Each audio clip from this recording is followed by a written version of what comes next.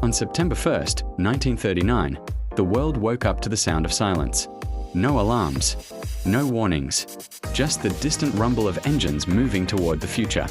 Within hours, bombs would fall, borders would vanish, and humanity would step into the darkest chapter it had ever written. This was not just a war of soldiers and generals. This was a war of children hiding under beds, of mothers counting footsteps that never returned, of cities erased so completely that maps had to be redrawn. World War II would kill more than 60 million people. But numbers don't scream. Numbers don't bleed. People do. And this is their story. Before the first bullet was fired, the world was already broken.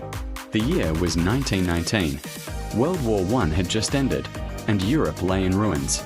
Cities were shattered, economies collapsed, and an entire generation of young men had been buried in mud-filled trenches. The Treaty of Versailles was signed with promises of peace, but it carried the seeds of another war.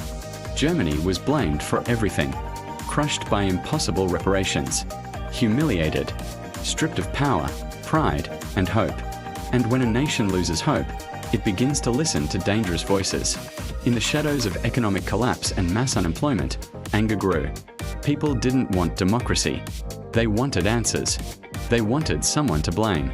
That's when a failed artist with a sharp tongue and burning eyes stepped onto the stage of history. Adolf Hitler. He promised greatness. He promised revenge. He promised to rebuild a broken Germany. And millions believed him. By 1933, Hitler became Chancellor of Germany. Within months, democracy was dead. Opposition silenced. Fear normalized. Germany was no longer preparing for peace. It was preparing for war. While Germany rebuilt its army in secret, the rest of the world watched and did nothing. Britain was tired. France was traumatized. America wanted isolation. Another war, they said. Impossible. But history does not wait for permission.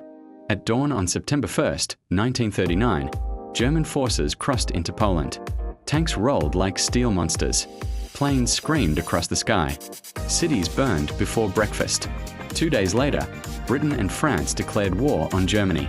World War II had begun, and it would not be fought with honor. It would be fought with total destruction. This was not trench warfare. This was blitzkrieg, lightning war. Fast, ruthless, relentless. Poland collapsed in weeks. Denmark fell in hours. Norway, Belgium, the Netherlands, one by one, they crumbled. Then came France, a nation that believed it was ready. It wasn't. Paris fell. Europe fell silent. And standing alone now was Britain. Across the English Channel, Hitler prepared to finish the job.